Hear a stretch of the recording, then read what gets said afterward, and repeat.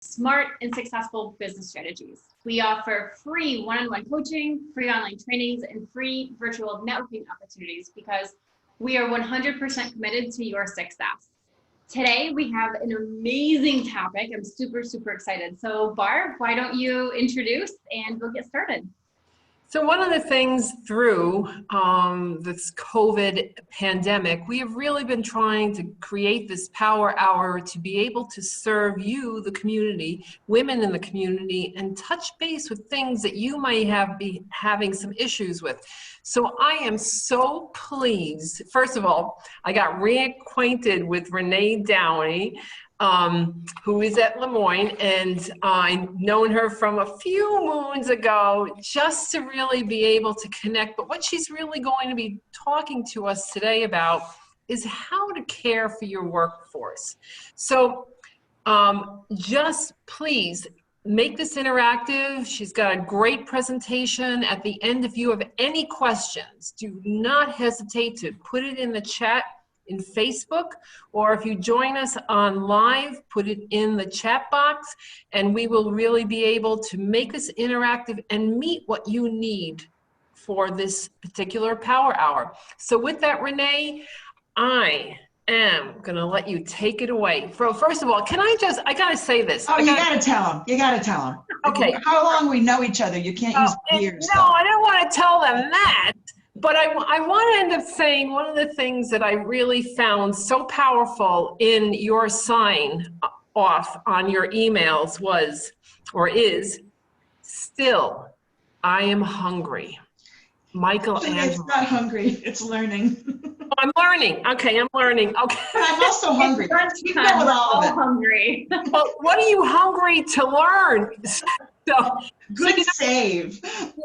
So I looked at that, I'm going, oh my gosh, we have to constantly be learning. We can never, ever stop learning. So with that, we welcome Renee Downey Hart, Professor of Practice, the Chair of the Management Leadership, Human Resources, and Management Information Studies Systems at Madden School of Business at Lemoyne College, my undergrad alma mater. So with that, Renee, welcome to this Power Hour. I love the idea of a power hour. Here we are, and hi everybody. Let's be really clear as we start out. I am really casual and informal, sometimes frighteningly so. So please feel free, if you have a question, drop it into that chat box, and our colleagues here will let me know about it. You can give me a little question wave in the middle if you want to, and we'll make sure that we're hearing what we need to hear. And I'm happy to hear from you. Also, you'll find when we start our slides, my email is in there if you have questions or something like that. A little bit of background and how I kind of got to this place and this presentation in this time. I had a consulting firm in Syracuse for about 17 years. Some of you may remember Eagle Consultants, at which time Barb Stone was among clients. So, we go back a few years, her company at the time. And about 10 years ago, I came to Lemoyne College as a professor of practice. So I've been on airplanes and I've done the road warrior, traveled all over actually the globe doing consulting and training. But as my children got a little older, I kind of wanted to not be waiting at the Philly airport to get home. And I'm guessing some of you know that vibe as well. And Lemoyne offered me a job 10 years ago at just the right moment in my life. So I bring to my classroom all the tales that I lived with so many of you when I was kind of out and about. I absolutely love what I do. I love Lemoyne. Our business school is flying, so please think of us as a resource. This is my plug while I'm at Whitman. Think of us as a resource for graduates and so on as well. But also know that we're educating people. I think our time for us and what we're doing right now really blends into the pandemic we're dealing with, because we think so often about our spreadsheets and our bottom lines, but who drives everything? It's the human beings. I meet a lot with our advisory boards, and they tell us that they expect graduates from Whitman and Madden to be able to do a spreadsheet and be able to do the technical stuff. And they also, what I really find is critical, those human moments that we have, what makes business joyful, what brings us our passion. And I'm afraid that gets lost in the equation. So I'm pretty opinionated about that, and you're going to hear that throughout. But what brought me to this is that if there's been a key field for me in past years, it's been looking at generations in the workplace, because we spend so much time scolding other generations, right? When we think we did it best and who could possibly do it better, when in reality, everybody's bringing a gift to the table.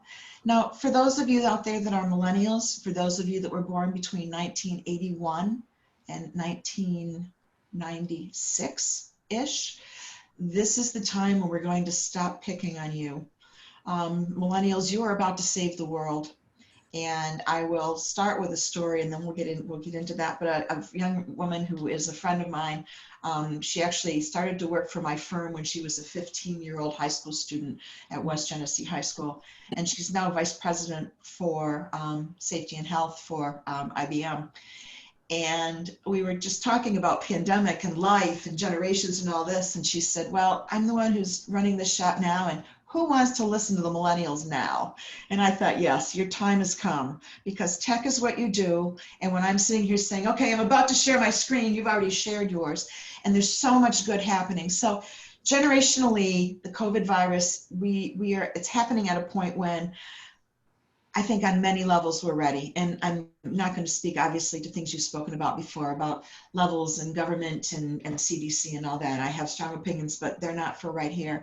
My strong opinions right now is how are we caring for one another as our ancestors have done in the past. So welcome to me sharing this screen.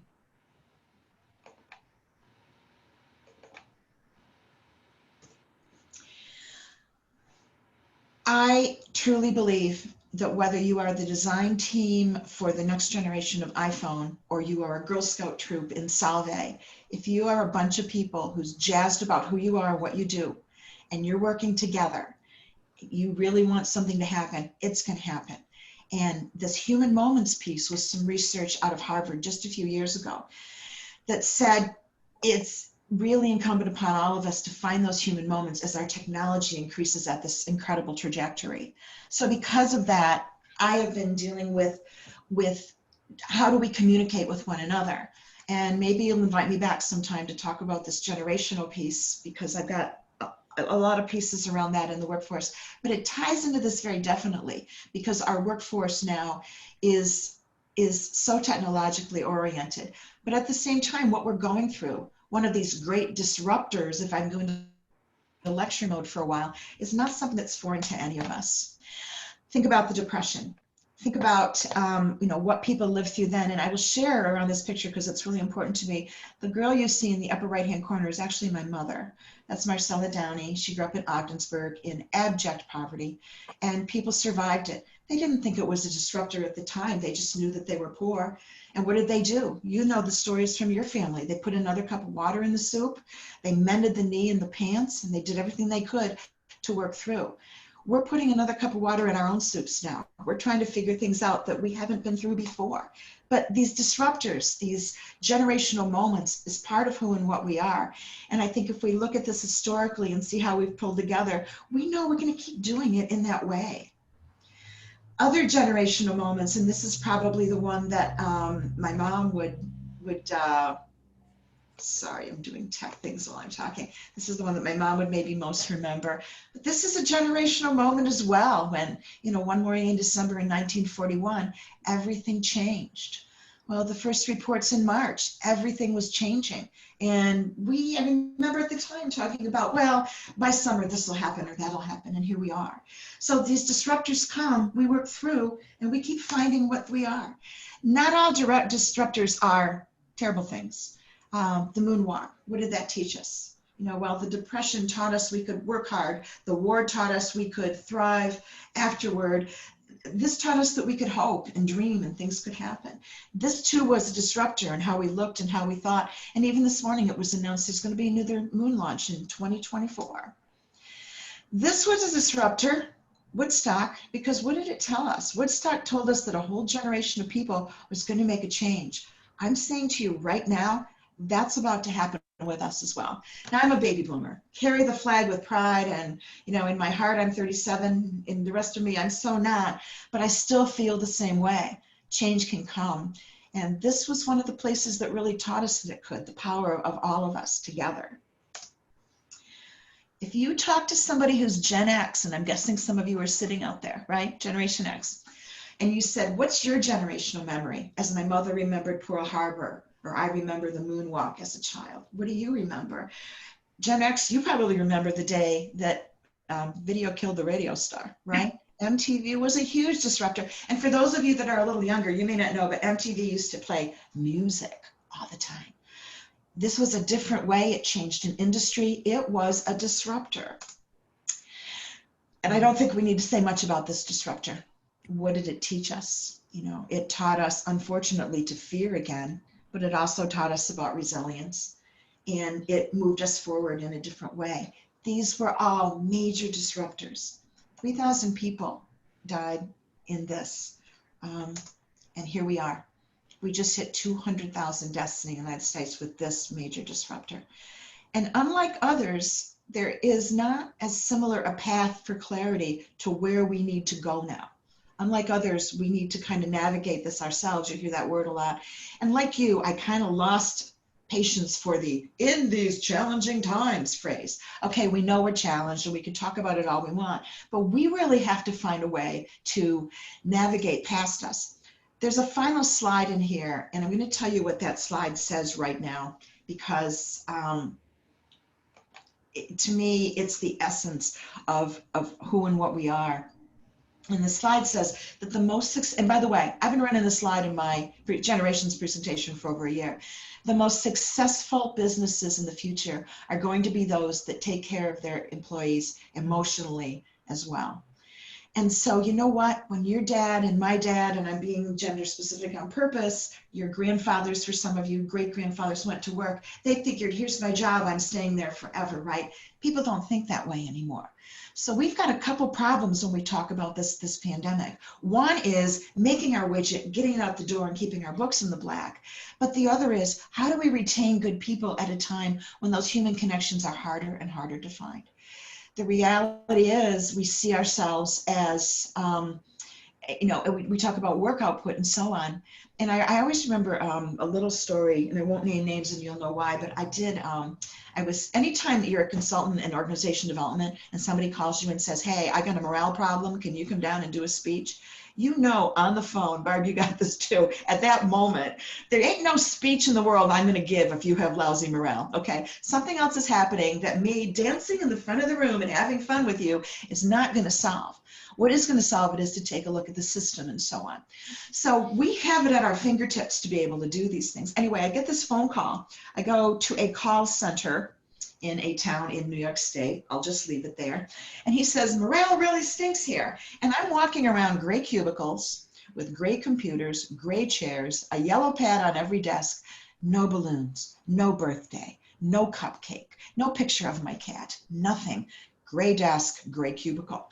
So I walked in, and in about the first 30 seconds, I put my PhD to exceptional use and said, I think I know what the problem is. I did not say that to the client, obviously. But over the next half hour, he explained to me how they don't like people to interact personally because they're there to work. They don't allow personal pictures because that would invite people to have a conversation.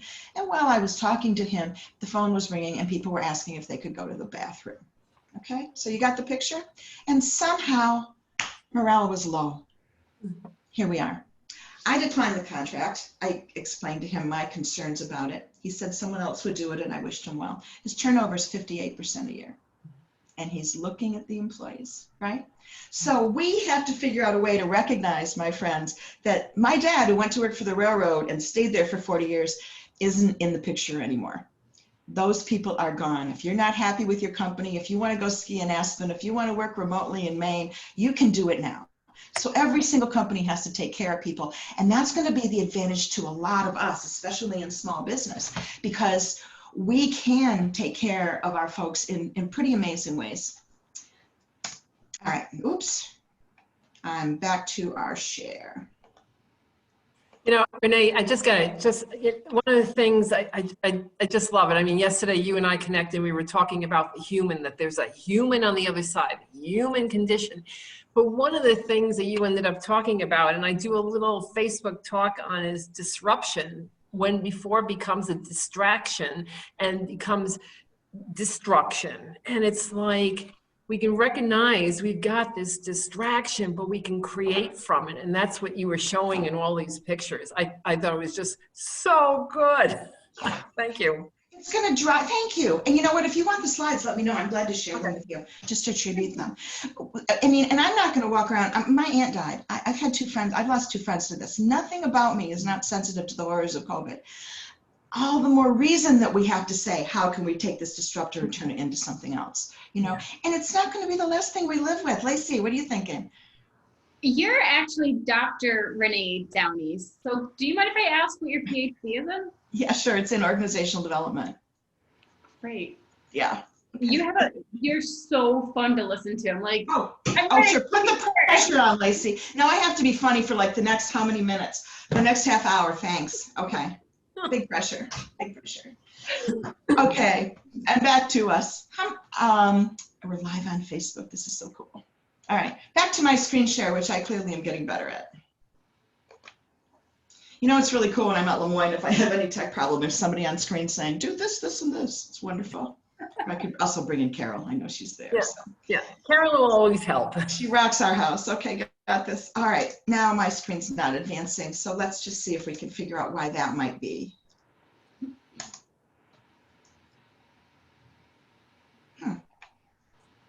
Okay, don't go away. Just talk among yourselves for a second. Oh, here we are. So here's the screen that scared me. This is what I saw on May 12th, 2020, and everybody else was saying, this is so cool. And I was saying, holy sh, because you know what? It isn't just about the productivity. You can make as many widgets as you want, but you know what? If you call Southwest Airlines today and you say to them, I want to book a ticket, which really you are so unlikely to do. Most people on this call are so unlikely to do. But the person taking your ticket may be a woman in pajama bottoms and bunny slippers in Idaho, okay? It isn't somebody sitting at a big call center in the Southwest anymore. So working at home is one thing, but I'll also tell you something about that woman in the bunny slippers. She's not super loyal, statistically speaking. Why should she be? She doesn't come in every day and, you know, share a cupcake with Barb or, you know, talk to Lacey about who stole my political signs off my lawn again last night. I'm going crazy.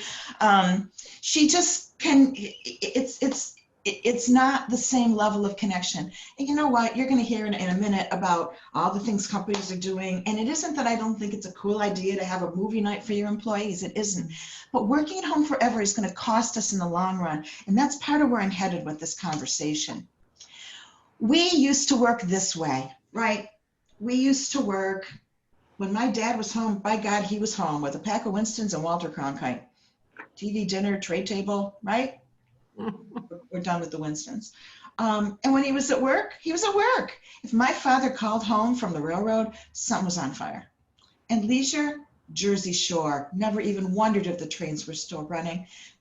This is not how we work anymore. You know, the aggregate of this is we live in a 7/24 world. Those of you that are millennials and iGens, those of you that are the youngest members of our workforce entering now, you think nothing of a little work at 7:30 at night. And we are all kind of reframing who this is and what it's about. We are trying to figure out how to connect all of these things in this pandemic. Our societal pieces, our interpersonal pieces with one another. How do we do this dance? And then how do we do for ourselves? And this is not a self-care setting. As a matter of fact, later on, I'm going to tell you why I do not think that mindfulness and meditation is the answer to all things. And if you want to make my screen go black at this point, feel free, but that's coming. Here we are.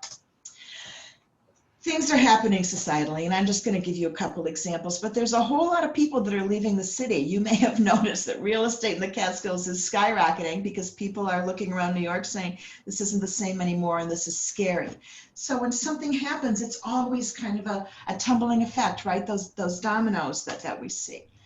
We have new norms and mores and while we dance. I've been back at Wegmans now sporadically for just a few weeks, and I realize, and you know it yourselves, you come around a corner, right? And here's somebody, and you both kind of do an automatic step back. We're doing this kind of dance that we're learning socially. It is impacting us subconsciously as well. Had something funny happen last week. I was on the porch with my husband and another good friend, and we were expecting a friend to come for a porch a glass of wine on the porch, you might as well know the truth. She came around the corner, we were standing on the porch, and she said, hi. And we said, hi, Fran. And we all took a big step back. Nothing planned. It's just that subconsciously we're starting, I'm worried, and let me go to the psychologist friends out there.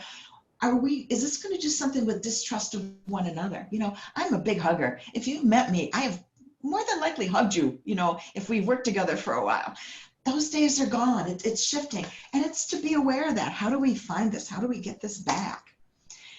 And what do we do with the part of us that honestly is just lonely, missing it out? We know that we're fortunate when we have a nice home office, as Carol does. But we also know that we are mammals, we are humans. Most of us want some kind of warm interaction with one another. And even at work, the idea of spouses, it's called a work spouse. And there's research on it now that for the last few years, I have spent more waking hours on a weekday with my work spouse, the person that I work most closely with, than with my husband. So how can we have those close relationships? Is there some irony over this media? And that's what I'm saying, millennials and iGens, you guys got this down, okay? You were born with a mouse in your hand. I remember my first Apple computer. It had, by the way, 512K of memory. We thought we'd never need more. And I remember sitting there crying, wishing I had my Selectric back. So those of you that are Gen X and boomers can, you know, giggle with me over that. Those of you that are younger, stay after. I'll explain what a Selectric is.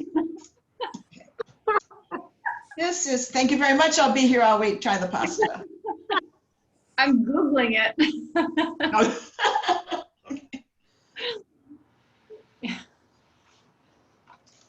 All right, so what are people doing? Let's get into this. Let's do some how-to, because I really would love you guys to just some of the things as we're going through this that you are doing in your small businesses. Now, I ran a small business. Our maximum number of people was 9 people, as I said, for nearly 20 years with my husband. And every Friday at 3 o'clock, we cooked something and sat around and talked about the week, the work, the clients, one another. What are you doing? This little bit of absolutely non-billable hours that I think was one of the things that made us most successful, because we were connected to one another. You want your business to have somebody in it who is as passionate as you are. The day that a local printing company screwed up 150 carrier books on a Sunday for a Monday morning delivery, I had a whole team come in and we worked till 3 in the morning collating books. And let me just tell you, if your team doesn't feel connected to your business and care about that, they're not going to do that on a Sunday night. But we all did, and from that we won an amazing contract. So for me, how do you get people in and how do you connect? And that's what these people are trying to start to do. So like take Ally, the coffee break idea. Let's have a coffee with random team members. If you are the leader, please during this, if you have the capacity to have a cup of coffee with everybody on your team, one-on-one, once a month, the net value of that will be extraordinary. By the way, I feel the same way if your company's a little bigger and you're dealing with new hires. One-on-one 20 minutes with a CEO will net more goodwill than all the memos you can send about how swell we're doing with anything. This human moment and this human touch, because you don't get it anymore, right? You go to the store sometimes and there's no even eye contact, right? Or you walk into Patrick's Dry Cleaners in Westvale and they say, hey, Renee, who am I doing business with, right? It's the same way with your clients and your customers. Sears did a study years and years ago. And again, they spent a fortune on this. I would have told them for $10 and a latte. Who gives your customers the best service? People that like working there, people that feel respected, people that feel emotionally cared for. All of these things are simple to do one-on-one. And I don't want to pop anybody's balloon. All the tech in the world won't do it. But I've had some really wonderful Zoom conversations with my dean, with my colleagues, with my family far away. It can happen, but the time is worth it. And yoga, well, we'll talk about that later when we talk about mindfulness, but if it works for you, absolutely rock it, okay? Microsoft has hundreds of thousands of people. So what do? They do virtual town halls, smaller Zoom meetings or WebEx or whatever you're using. They generate a transcript and they have ongoing questions and answer for their organization. So I am a great believer in making the groups as small as you can as you're having these connections, as much one-on-one as you can. And here's a real barn burner. Ask people what they think. We did an early student survey and we had everything in place. My God, we have got metrics and masks, and you can't turn around without cleansing yourself at Lemoyne, which is why you see me knocking. I think we are doing so remarkably well there. But a lot of it is us really sharing with them why this matters one-on-one personally and keeping it as personal as you can. Oracle does workout sessions led by employees, which is kind of cool. You know, when my kids were here this summer and I would go down to the living room and they would be in front of a screen in the evening working. My daughter would host Friday night virtual movie nights where, well, it's Oracle, so everybody watched, you know, something that they would watch on the Big Bang. I say that with all love and respect to all the geeks in our audience. My favorite ex-husband was a geek, so, you know, it's good for me. They have book clubs and they have chess, but here's one of the things that I was thinking about as I was looking at all this. At some of the bigger companies, people are saying to me, oh my God, I've got a social event every night, right? I mean, because tonight I got a yoga and tomorrow night I've got a movie and then there's a chess game with my boss and then. How much time did you spend socially with them before? And be very careful that these delightful activities you've got going for people aren't just one more night away from family or doing something for themselves. That can be some of the tougher things. At Accenture, and there's a group called Thriving Minds, mental wellness is absolutely tied to productivity. And this is absolutely true. But one of the things I wanted to say to you is, and please, all my mindfulness and yoga friends, that doesn't work for everybody. You have to figure out what works absolutely for you. I may decide that I want to spend, you know, an hour on Scrabble as opposed to going to see Game of Thrones again with my colleagues, you know, online. So please pick and choose. And here's a really big barn burner. Ask them. As I started to tell you and kind of looped around, you know, when we got back to school, our students were we were so perfectly metriced, as much as you can metric freshmen and, you know, beer. But we need to ask them, how are you doing? And those were the questions that started to net. And what was really wonderful for me, and this is another aside, is enlist people in your teams to help take care of others. And this came from my students. I have a class of seniors, and they said they keep talking to the freshmen about senior year and how they don't want their senior year to go south. It's the personal connection. God bless us all. It's not the 10-point, 4-page emails, duplicated, underlined, capital letters. People don't get that anymore. The human mind remembers 7 things easily. So if you have 7 pieces of information to share with your group, and you know what, I get liability and all that, but during this, start your document with 7 bullets. Here's our 7 important things, and here's more data below. Because I think the floodgate, my God, we have all been drinking through a fire hose. Is that not true? I mean, don't you just feel that way? Yesterday, a man who leads me, I won't name any names, was on a meeting and he said, what are you going to do with boom, boom, boom? And I'm thinking, oh my God, when did that email come in? An hour ago. I mean, this is kind of where we are, right? The pace of all this. And we need to take a step back. And I read a real barn burner yesterday in Forbes that I'm going to, you know, post on my Facebook page. It's okay to do nothing. But when you're working from home, you leave the computer and you go to do something, you think, well, maybe I could work on this now. Those lines that you saw in the diagram with my dad, work, home, leisure, those are gone. So please be aware of that for you, and be aware of that for the people whom you work with and for. Now let's toss in time zones, okay? The client I have in California. So, you know, she goes to work at 10, so any meeting I start with her is at 4 o'clock in the afternoon. My key time is 7, 8 o'clock in the morning when I'm really Zooming. So I know that some of this may seem really intuitive to you, but did you go out with everybody in your workplace 3 nights a week, you know, in February? I'm betting not. And if you did, we all want to know where you work because we probably want to go there, right? So are there any questions in the queue, or Lacey or Barb, anybody who, or Carol, anybody who's dying to know stuff? Should I rock on?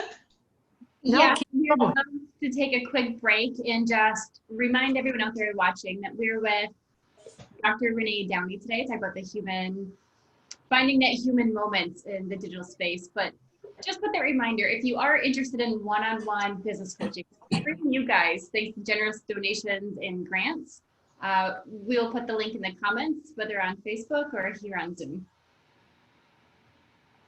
And we're back. Go for it. Thank you. Okay. So I think, you know, the thing that's most interesting, now I'm a professor of practice, so I'm not an academic professor who study. I go out in the world, I look, I study that, and kind of come back in. But if we had a lot of time, my learned colleagues on the academic side would do a huge amount of planning and learning about what this is going to work like. The reality is we are redefining ourselves in the moment, right? I mean, I just found the plastic mask to cover my nose this week for when I lecture, so I'm doing better with that. We've got more in science saying, here's how the sharing is, this is what you can do. But we're redefining ourselves as we go, and we need to do this now more so than ever before with input from our colleagues. When your grandfather went to work, there probably was not an employee assistance program. And if there was an illness in the family, people were going to say, do you need to use FMLA for tomorrow? And so on. Are you really concerned about that? It was go in there, do the task. When pandemic started, we start to get very, very task oriented because you got to get your widget out the door, right? Whatever it is you make has to get produced. And so we go right back into process, boom, boom, boom. And a lot of us, unfortunately, early on, weren't saying, what is this doing to the people among us and so on? And it's the people that drive it. You can have the best damn process in the world, but you know what? If the third shift isn't involved tonight, doesn't matter. So I would say, you know, as we start to look at this, we are really recognizes the shifts that we're in. And I'm now sharing again. You know, Renee, one of the things you ended up saying was putting lines back in. You know, we end up taking care of, we're servicing women business owners. And as they are starting up businesses, sometimes their lines just get cloudy too. So when you ended up saying, put lines back in, it's not only as you're becoming a business owner, and it's also through this pandemic. That's something that we really need to constantly be working on. It's true. It's true. And you know, the lines go both ways. I mean, when I got off this phone call today, I'm going to flip the laundry really quick and then come back to work, right? We do that. And absolutely, there's nothing wrong with that. And when I have a really long project, I find I do a lot more laundry. It's kind of like when you have a deadline and cleaning happens. But for me, you put the lines back in, and I think it's especially true of those of you that are on the mommy track. You know, if you are primary mommy and doing this as well, here we have it. I taught my children to collate at an early age. That seemed to be the way to, you know, make sure we were all connecting as a family. We are looking at different workspaces, and you see this now when you go shopping. These are the things that are going to make people feel more safe. I wish I had money in the plexiglass industry right now. And I think paying attention to process still is something really, really critical to do as we redesign work. But all too often we're redesigning, as you look at this, the physicality of it. Still important, okay? I mean, a sneeze needs to be contained. But even redesigning the physicality doesn't automatically do this to ourselves. We are more aware of our cohorts than ever before, you know, and that's the piece of human moments. But those cohorts are changing as well. So let's talk about some of our hurdles, and that is, you know, starting with the company culture and the team culture. It is the leader who sets the tone for this. And if you have a small business company culture, like I was describing earlier, where people are jazzed, turned on, and want to be a part of it, you're going to have a much easier time in these months and in the coming months if your business, this sounds so harsh, if your business makes it through. I mean, 50% of all small businesses are truly struggling right now, according to Forbes magazine last month.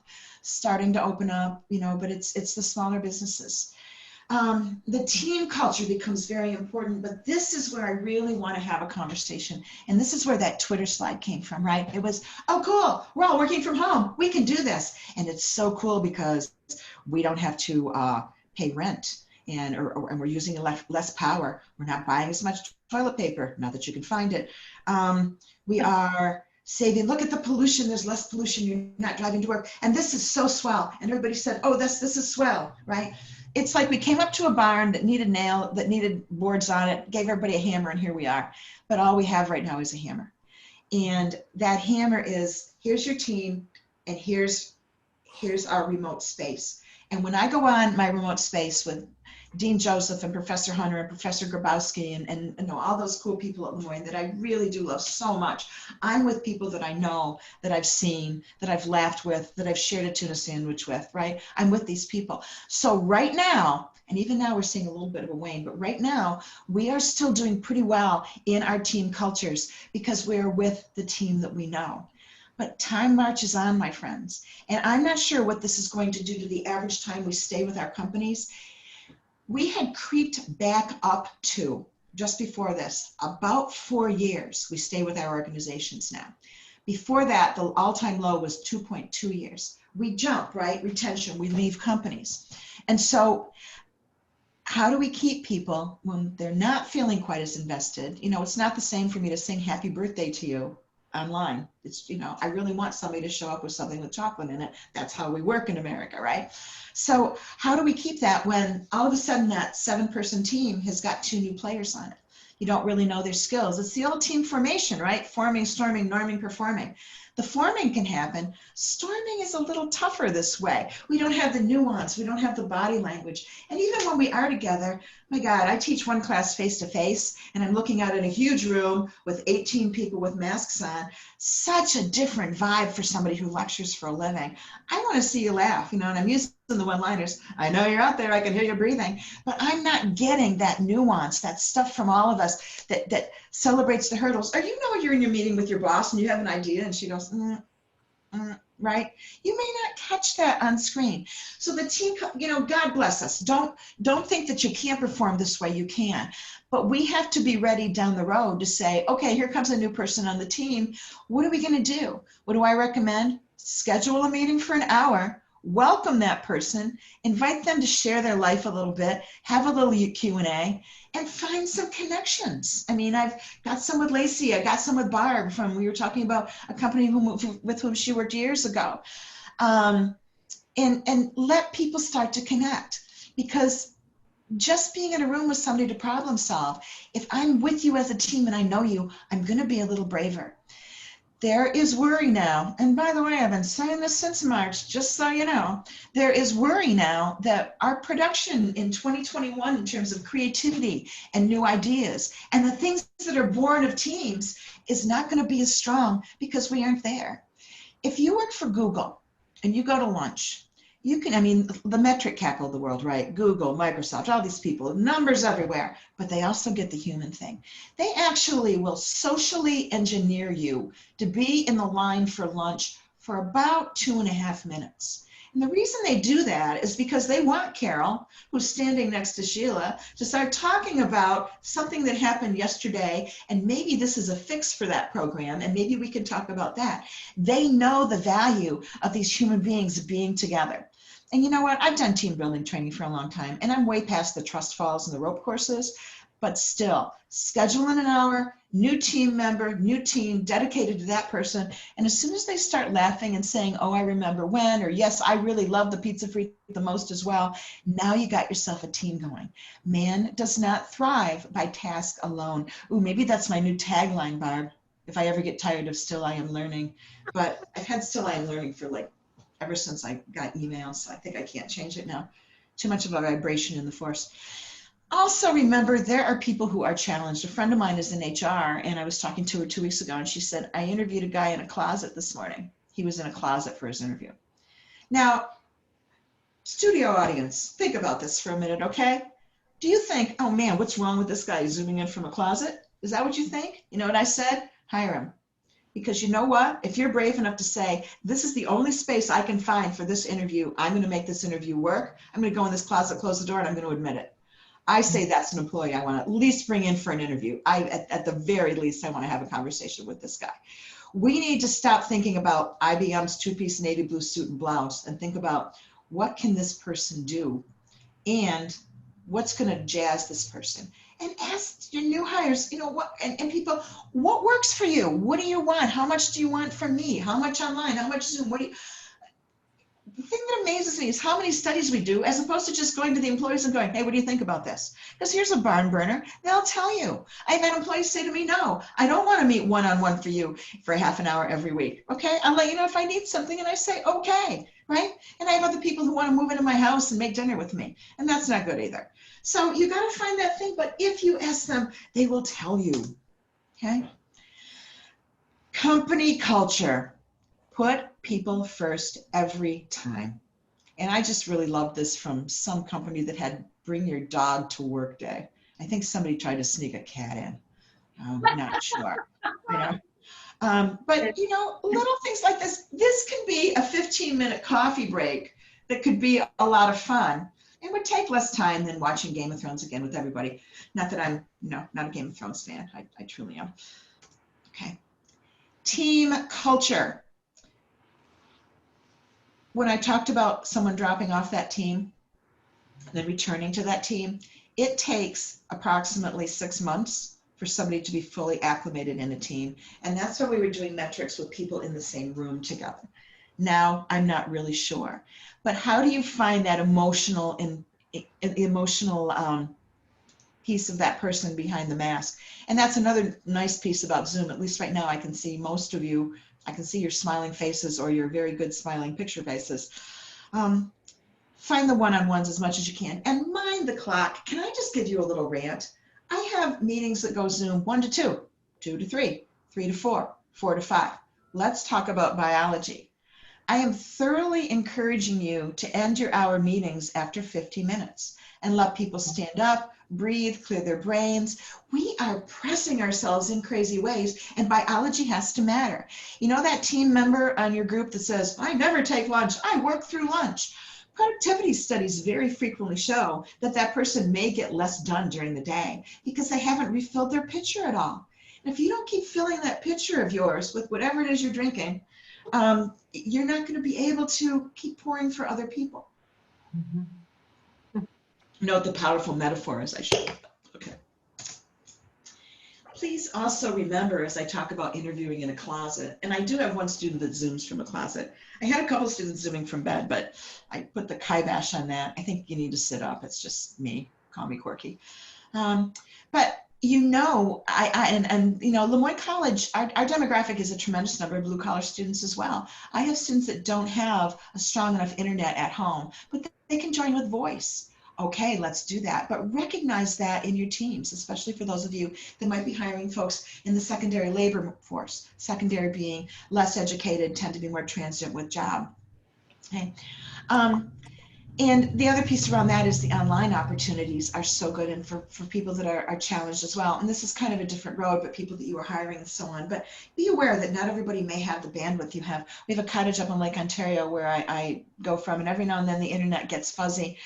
Fix the problem. I found all too often we spend too much time kind of saying, oh, what's going on with this, as opposed to, all right, I'm going to do this so we can move forward. Couple things about this, just a productivity decline, because as I might have mentioned to you, I call this, okay, there's a decrease overall in productivity, and part of it is internet connectivity. Part of it is home computers. I mean, you know, some people are you know, using something that's much older than at work. Tremendous distractions, whether your dog needs to go out or you've got laundry or, you know, the 100 other things that some of you ran off to do just now. But it's the productivity decline for me. If there's one thing, it's people. Because you know what, when I design something new at school, I can wander across the hall to Dr. O'Connor and say, what do you think about this? And then we can kind of be in it together. Here, you got to schedule a Zoom. Here we are. And here goes the calendar again. So we know why this is happening, and we need to do a little better with it. So I want to just talk about minding your presence. I'm sure you've all seen this by now. This is kind of folklore, but I'll never lose it.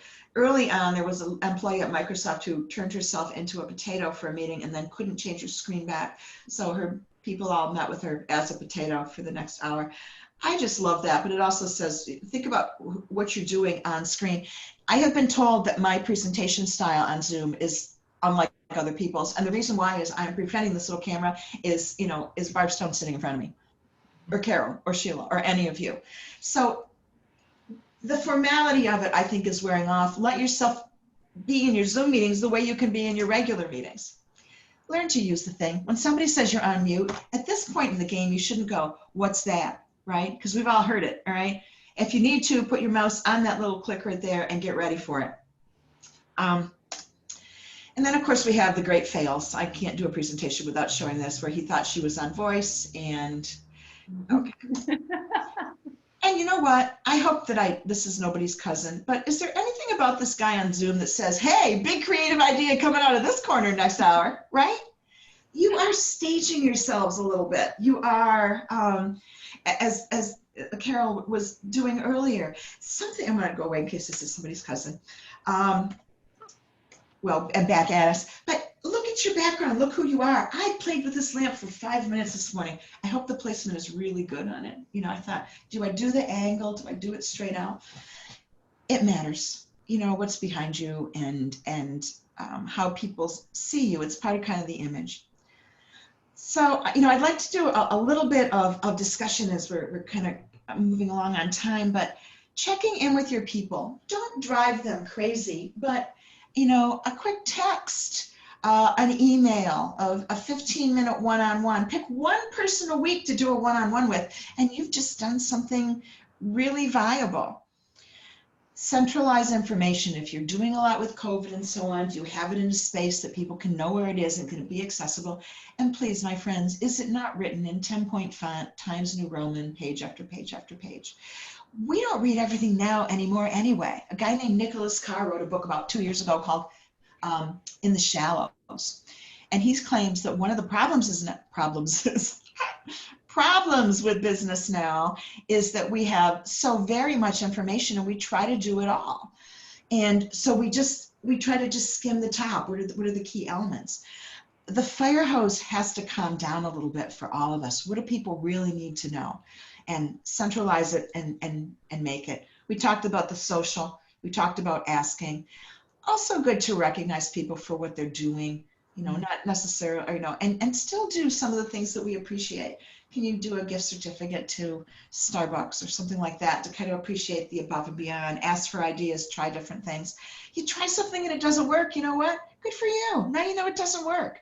Move on. It's this idea, what we're trying to do is make everything be the way it was, and it's not the way it was. And I don't think it ever is going to be. I mean, my students feel very sad when I say that because they really want to, you know, get back to Friday nights at Lemoyne and small group discussions in a classroom. But the new normal, I think we can make human, but we have to do it with intention and not just say, oh, cool, look what the technology does. It's the instant messaging thing that you see on computers now, right? A lot of organizations like insurance companies, for example, that may need information in the moment. I could be doing this and somebody will pop up on the screen and say, hey, Renee, I need the numbers from yesterday, right? And so we interrupt our brains all the time. We need to be intentional. Here's the technology. Does it fit? Does it work? And as an individual, I do my damnedest in class not to talk about it anymore. I go in, I set up my Zoom for my remote students. I've got my 18 people in this room. If something glitches, I say, talk among yourselves. Please feel free to use that line. I fix it, they laugh, I hope, I think. It's a mask.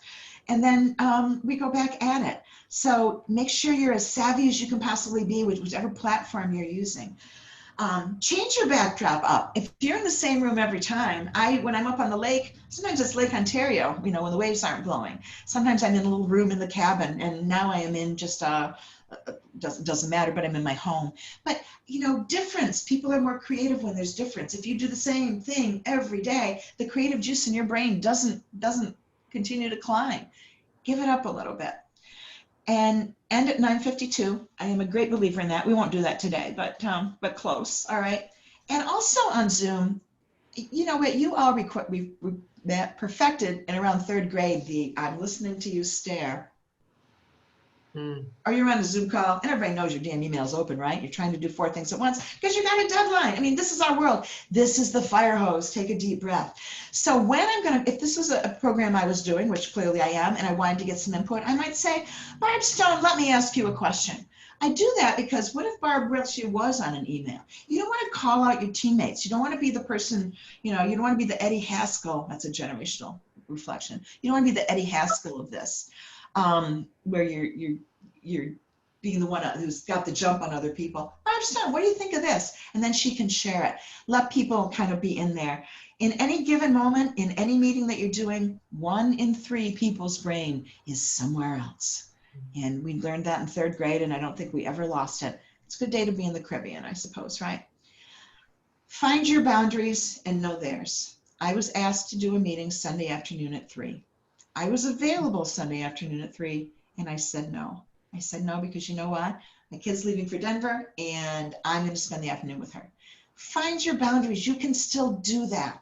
And make sure that people understand that they're allowed to have theirs too. Recognize that position power that you studied in school is still alive and well in this. And people are fearful for their jobs and what's next of the world. And for all of us, my friends, and then we can talk or do some questions a little bit, there's going to be new rules and there's going to be new rule breakers. And you're going to have to know it's a risk-reward thing. What is it that you are willing to do? A friend of mine called last week and said, had an issue with an employee who refuses to come to work in a mask. That's a pretty easy solution for me. So, do what you need to do. People need to be emotionally cared for, and that starts with safety. Care of the whole person is a Lemoyne thing. We call it cura personalis. And compliance and compassion. I said, when I have a student that says, can I come remotely now because my grandma just moved in our house, I say, of course you can, as opposed to, I'm going to need to see some paperwork on your grandma. Okay? The processes that you can take a breath with, please do. And be as compassionate as you can. You know the gamers. The gamers were gaming you well before March 6th, right? And they will continue to. Maybe this is a time for staff changes. I think a lot of that has happened. But for me, there's the quote, shout it from the rafters. Those of you that are successful are going to be those of you that care. You're emotionally intelligent towards your employees. And that doesn't mean everybody gets a movie night, and that doesn't mean everybody gets a half-hour lunch with the president. But it does mean we need to listen, think about this, think about the outcome, because we got to make the widget. Through all the kumbaya in the world that I get accused of, you still have to do your product or service that your customers want so that the world can survive.